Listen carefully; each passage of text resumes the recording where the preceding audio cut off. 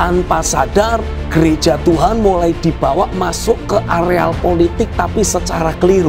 Oh, mirip-mirip kayak pemilu juga ya, Pastor? Hanya memperkaya diri, mengenakkan diri sendiri, tapi tidak bisa berfungsi lagi menjadi penyambung suara Tuhan. Sekian waktu lamanya filosofi yang menyatakan bahwa hidup itu seperti roda telah menjadi dasar keyakinan dari banyak orang percaya, sehingga rasa lelah, frustasi, kecewa, dan berbeban berat telah dianggap hal yang wajar untuk dialami. Jika itu yang menjadi dasar keyakinan, maka dampak hidup seperti apa yang akan dihasilkan? Tidak heran jika akhirnya kehidupan orang percaya hanya berputar-putar pada permasalahan akibat ketidakakuratannya sendiri. Bukankah Tuhan telah menetapkan kehidupan orang percaya terus naik dan tidak pernah turun, bahkan menjadi saksi dari kedahsyatan dan kebesaran Tuhan?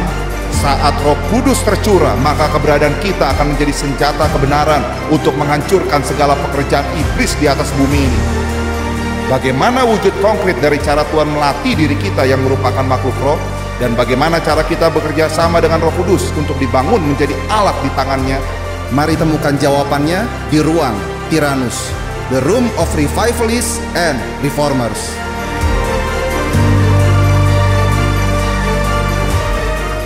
Selamat datang di dalam Ruang Tyrannus, The Room of Revivalists and Reformers.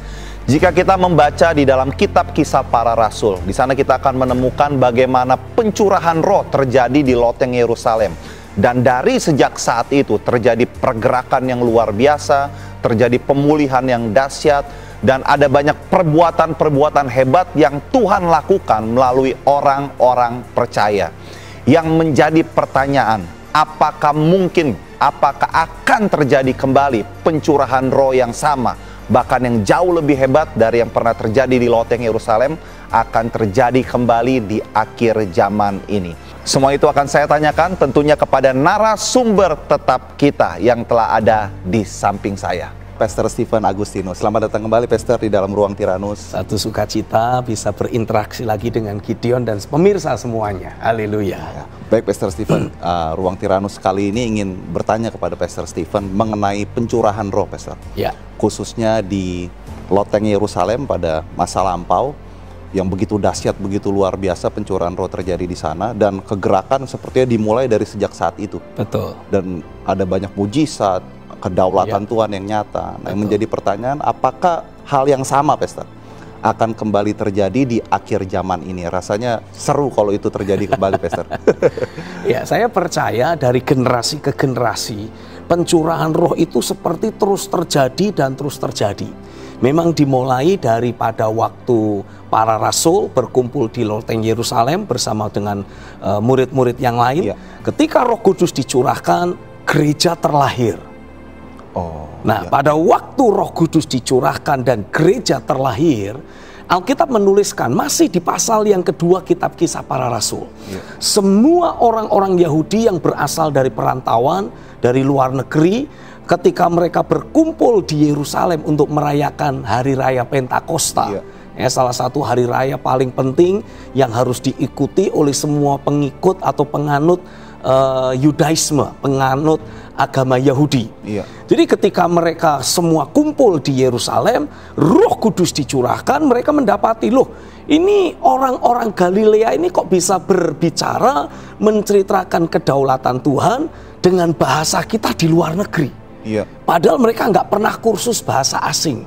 Dan itu adalah merupakan tanda awal yang menyertai kelahiran gereja, yaitu membawa orang-orang yang ada mulai melihat, menyadari kedaulatan kuasa Tuhan yang berlaku dalam kehidupan orang-orang percaya atau gerejanya. Nah, tanda awal ini sebetulnya terus terjadi dari generasi ke generasi, dan menjadi salah satu karakteristik yang paling umum terjadi ketika Roh Kudus dicurahkan atas kehidupan gerejanya. Memang gereja Tuhan pernah melewati masa-masa kelam, ya, disebutnya dengan istilah abad kekelaman, di mana pada waktu itu para pemimpin gereja mulai diterima oleh para pemimpin negeri, para raja-raja, khususnya Raja Roma.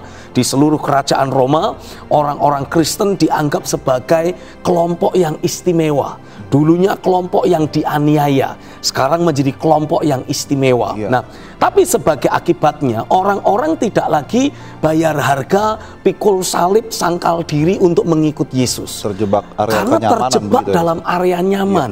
Mereka khususnya para imam atau para pelayan yang melayani gereja pada waktu itu dibayar oleh negara.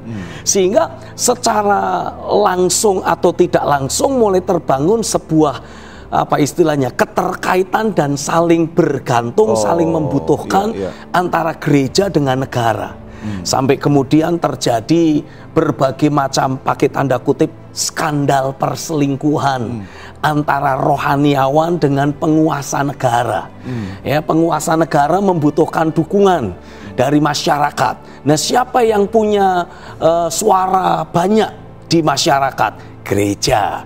Nah, jadi kemudian para penguasa ini mulai mempergunakan pemimpin-pemimpin gereja yang ada pada waktu itu untuk menggolkan agenda-agenda yang dimiliki oleh negara. Jadi masuk ke dalam areal politik begitu, Pastor? Tanpa sadar, gereja Tuhan mulai dibawa masuk ke areal politik tapi secara keliru. Mirip-mirip kayak pemilu juga ya, Pastor? Jadi memanfaatkan orang-orang yang punya pengaruh untuk menangguk suara, begitu kira-kira.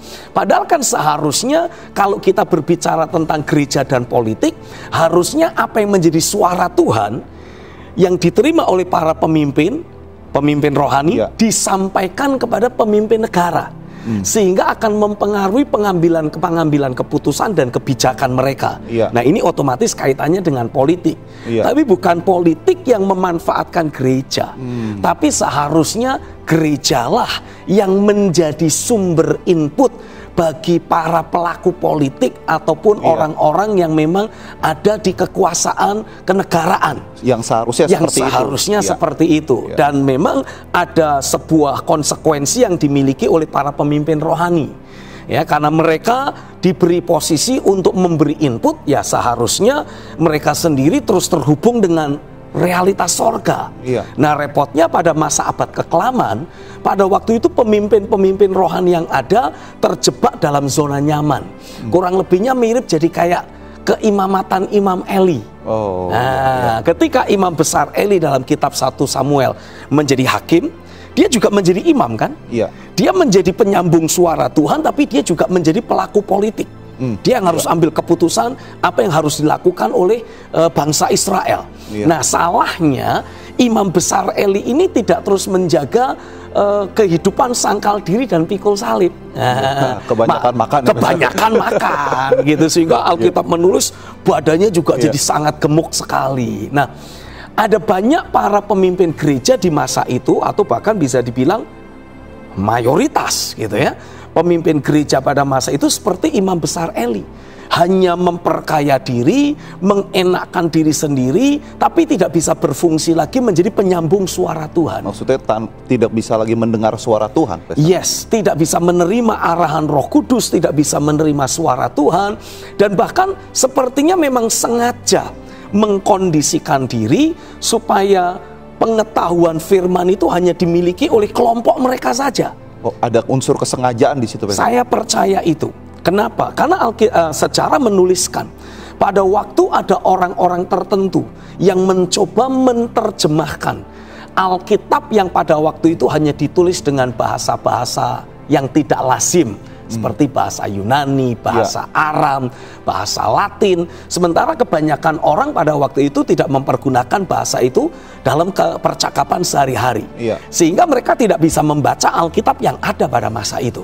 Nah, ketika ada orang-orang tertentu mencoba menerjemahkan Alkitab ke bahasa sehari-hari, orang itu justru dianiaya oleh para pemimpin gereja. Ini sejarahnya. Ini sejarahnya. Ya. Mereka dianiaya, dianggap sebagai penyesatan. Wah, sehingga apa yang terjadi sebagai akibatnya? Gereja terus mengalami masa-masa kelam. Karena umat Tuhan sama sekali tidak tahu menahu tentang isi Alkitab, isi firman Tuhan. Jangankan ngomong mendengar suara Tuhan, membaca Alkitab pun mereka tidak pernah bisa. Hanya bergantung kepada para imam yang membacakan Alkitab dengan bahasa-bahasa yang asing, lalu kemudian menjelaskannya kepada umat. Ya tentu saja penjelasannya ya sesuka-suka mereka. Ditambah lagi dengan tujuan politis, politis dan adanya kepentingan-kepentingan tertentu yang banyak bermain di waktu itu. Sehingga gereja terus mengalami masa-masa kelam. Tapi kita bersyukur dalam sejarah gereja kita mendapati ada seorang imam pada waktu itu, imam gereja yang mendapatkan pewahyuan dari Roh Kudus. Karena pada waktu itu gereja sedang mulai memberlakukan apa istilahnya, memberlakukan jual beli pengampunan dosa. Nah tujuannya sebetulnya adalah karena gereja pada waktu itu sedang ingin menghimpun dana dari umat.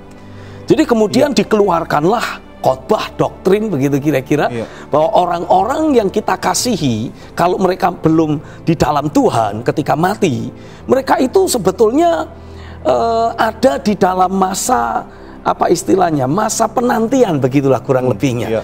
Dosa mereka, perbuatan baik mereka masih akan ditimbang dulu oleh Tuhan untuk ditentukan ini kalau banyak dosanya buangnya ke neraka, kalau banyak kebaikannya nanti disimpan di sorga gitu kira-kira sampai hari penghakiman.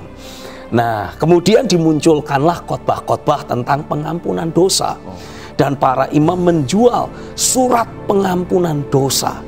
Nah tujuannya apa? Ya ini kalau ada nenek kita katakanlah, kita sayang sama dia, dia orangnya baik, tapi mati belum di dalam Tuhan. Nah kita yang masih hidup, anggota keluarganya, boleh itu memberikan apa namanya sumbangan, memberikan pokoknya berbagai perbuatan baik untuk bisa ditambahkan ke kebajikan dari si nenek kita, kira-kiranya seperti itu. Nah itulah yang disebut sebagai surat pengampunan dosa, surat indulgensia kalau menurut sejarahnya. Nah orang berebut itu, rela bayar ke gereja pada masa masuk itu. Surga ya, Pastor. Demi supaya anggota keluarga yang belum di dalam Tuhan bisa mati masuk surga. Nah tapi ya kembali itu kan namanya memang manipulasi ya. Pemimpin-pemimpin gereja pada waktu itu memanipulasi umat. Nah, Roh Kudus tidak menghendaki hal itu terus-menerus terjadi. Itu sebabnya di salah satu fase ketika gereja mengalami kemerosotan, ada dari antara imam itu sendiri yang mengalami pekerjaan Roh Kudus. Dia disadarkan bahwa keselamatan itu hanyalah oleh karena iman, oleh karena anugerah. Dan kita harus hidup hanya dari firman.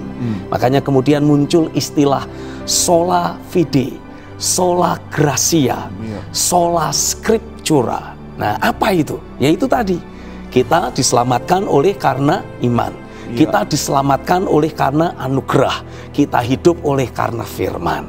Nah itu semua mulai menjadi sebuah titik pemantik terjadinya revolusi besar dalam gereja. Apalagi kemudian imam gereja tersebut kita kenal dengan nama Martin Luther, kemudian memakukan di pintu gereja ada 99 dalil atau apa saya agak lupa. Tapi yang jelas dia menuliskan di sana berbagai pernyataan firman yang sangat bertentangan dengan perilaku gereja yang ada pada masa itu. Dan itulah awal mula terjadinya kembali pergerakan rohani dan pencurahan Roh Kudus. Pastor Sivan, pertanyaan begini Pastor, kenapa sudah berlangsung cukup lama masa kegelapan ini baru ada seorang tokoh Martin Luther yang dibangkitkan? Kok kayaknya Tuhan nggak coba menghentikan dari sejak awal? Kenapa harus nunggu waktu lama baru ada orang ini, Pastor? Hal yang sama sebetulnya pernah ditulis dalam Alkitab. Ketika orang-orang Israel lebih memilih untuk menyembah berhala-berhala, Tuhan terpaksa harus menyerahkan mereka ke dalam tekanan dari bangsa-bangsa asing. Sampai kapan? Ya sampai pakai tanda kutip mereka itu sudah muak sendiri dengan kelakuan mereka. Hal yang sama terjadi. Ini pemimpin-pemimpin gereja tidak mau betul-betul mengejar Tuhan, tapi justru mulai main mata dengan dunia ini. Kembali jatuh cinta kepada dunia ini, pada diri sendiri, pada uang.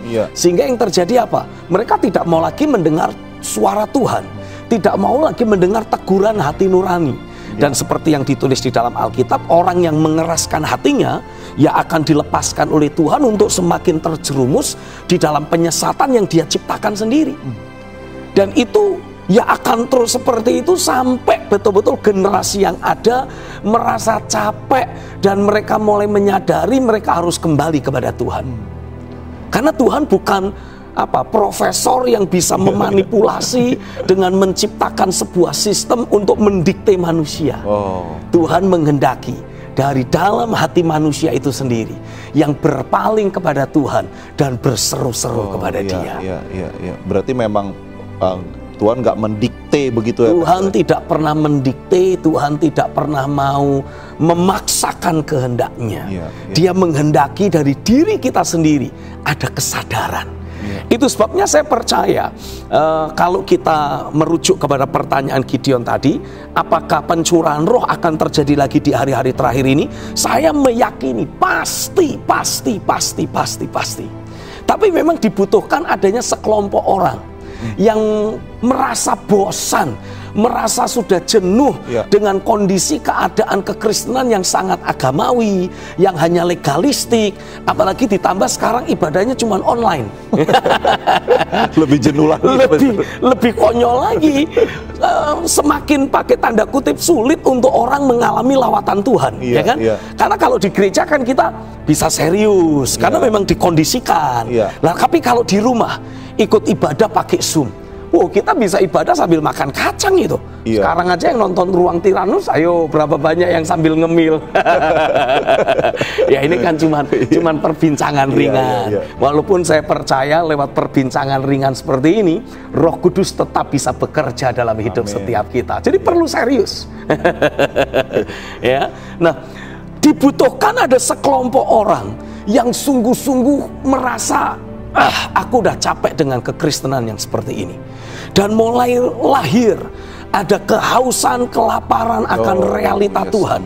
Ya, makanya ada lagu yang saya suka menyanyikan lagu itu karena ini seharusnya seperti menjadi lagu anthem, lagu kebangsaan dari setiap orang-orang percaya yang merindukan terjadinya pencurahan roh karena mengekspresikan kehausan, kelaparan mereka. Ya, lagunya nyatakanlah lagi seperti dahulu perbuatanmu yang ajaib sehingga dunia tahu.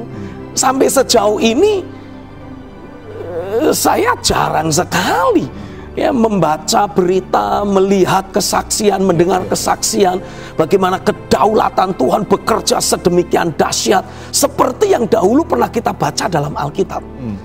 Hampir bisa dibilang jarang sekali. Kalaupun masih kita dengar ada kesaksian, KKR kesembuhan di sini, ada peragaan demonstrasi kuasa di sana. Paling orangnya itu lagi.